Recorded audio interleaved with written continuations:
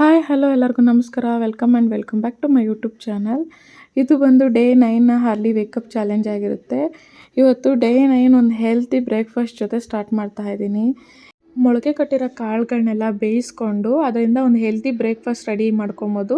ತುಂಬ ಚೆನ್ನಾಗಿರುತ್ತೆ, ಆರೋಗ್ಯಕ್ಕೆ ಕೂಡ ಒಳ್ಳೆಯದು. ಈ ಡಯಟ್ ಮಾಡೋರಿಗಂತೂ ಸಿಕ್ಕಾಪಟ್ಟೆ ಒಳ್ಳೆಯದು. ಕಾಳುಗಳನ್ನೆಲ್ಲ ಬೇಯಿಸ್ಕೊಂಡಿದ್ದಾದಮೇಲೆ ಅದಕ್ಕೆ ಟೊಮೆಟೊ, ಈರುಳ್ಳಿ, ಹಾಗೆ ಸೌತೆಕಾಯಿ ಮತ್ತು ದಾಳಿಂಬೆ ಬೀಜನ ಹಾಕ್ಕೊಂಡಿದ್ದೀನಿ. ನೀವು ಯಾವ್ದು ಬೇಕಾದ್ರೂ ಯೂಸ್ ಮಾಡ್ಕೊಬೋದು. ಹಾಕ್ಕೊಂಡು ಅದಕ್ಕೆ ನಿಂಬೆಹಣ್ಣಿನ ರಸ ಹಿಂಡ್ಕೊಂಡು ಉಪ್ಪು ಮತ್ತು ಮೆಣಸನ್ನ ಹಾಕ್ಕೊಂಡು ಮಿಕ್ಸ್ ಮಾಡ್ಕೊಂಡು ತಿಂತೀನಿ ನಾನು. ಸಿಕ್ಕಾಪಟ್ಟೆ ಚೆನ್ನಾಗಿರುತ್ತೆ. ನಾನು ಇದನ್ನು ರೆಗ್ಯುಲರಾಗಿ ತೊಗೊತಾ ಇರ್ತೀನಿ. ಹಾಗೆ ಇವತ್ತು ಬಂದು ನಾನು ನನ್ನ ಮಗಳಿಗೆ ಅಮ್ಮನವ್ರು ಅಲಂಕಾರ ಮಾಡಬೇಕಂತ ಸಿಕ್ಕಾಪಟ್ಟೆ ತುಂಬ ದಿವಸಗಳಿಂದ ಆಸೆ ಇಟ್ಕೊಂಡಿದ್ದೆ. ಸರಿ ನವರಾತ್ರಿ ಟೈಮಲ್ಲೇ ಮಾಡಿದ್ರೆ ತುಂಬ ಚೆನ್ನಾಗಿರುತ್ತೆ ಅಂದ್ಬಿಟ್ಟು ನವರಾತ್ರಿ ಟೈಮಲ್ಲೇ ಮಾಡೋಣ ಅಂದ್ಬಿಟ್ಟು ಹೋಗ್ಬಿಟ್ಟು ಅದಕ್ಕೆ ಅಂದರೆ ಕಾಸ್ಟ್ಯೂಮ್ ಎಲ್ಲ ಬಟ್ಟೆ ಎಲ್ಲ ರೆಡಿ ಮಾಡಿಸ್ಬಿಟ್ಟಿದ್ದೀನಿ. ಆದರೆ ಕಿರೀಟ ಮಾಡಬೇಕಲ್ಲ, ನನ್ನ ತಂಗಿ ಅಂದ್ಲು ಬಾಡಿಗೆಗೆ ತೊಗೊಂಬಿಡು ಅಂತ. ಬಾಡಿಗೆಗೆ ಏನಕ್ಕೆ ತೊಗೊಬೇಕು ಅಂದ್ಬಿಟ್ಟು ನಾನೇ ಮಾಡೋರು, ನಂಗೊಂದು ಖುಷಿನೂ ಇರುತ್ತೆ ನನ್ನ ಮಗಳಿಗೆ ಇದು ನಾನೇ ಮಾಡಾಕಿದ್ದೀನಿ ಅಂದ್ಬಿಟ್ಟು. ಆ ಖುಷಿ ಇರುತ್ತೆ ಅಂತ ಸರಿ ನಾನೇ ಮಾಡ್ತೀನಿ ಅಂದರೆ ಹೆಂಗೆಂಗೋ ಸರ್ಕಸ್ ಮಾಡಿದೆ, ಆಗಲೇ ಇಲ್ಲ.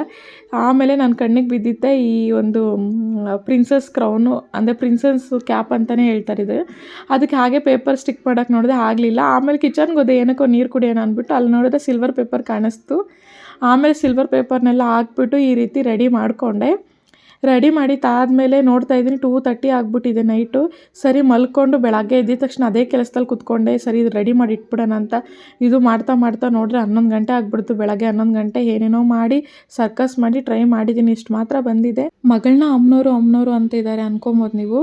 ಹೆಣ್ಮಕ್ಳಂದ್ರೆ ಅಮ್ಮನವ್ರ ಸ್ವರೂಪ ಅಲ್ವಾ, ಅದಕ್ಕೆ ನನ್ನ ಪುಟ್ಟಮ್ಮ ಕೂಡ ಅಮ್ಮನವ್ರ ಸ್ವರೂಪನೇ. ಅವಳನ್ನ ಪ್ರತಿ ಸರಿ ಅಲಂಕಾರ ಮಾಡಿದಾಗ ನಾನು ಅಮ್ಮನವ್ರ ರೂಪದಲ್ಲೇ ಅವಳನ್ನ ನೋಡ್ತಾ ಇರ್ತೀನಿ.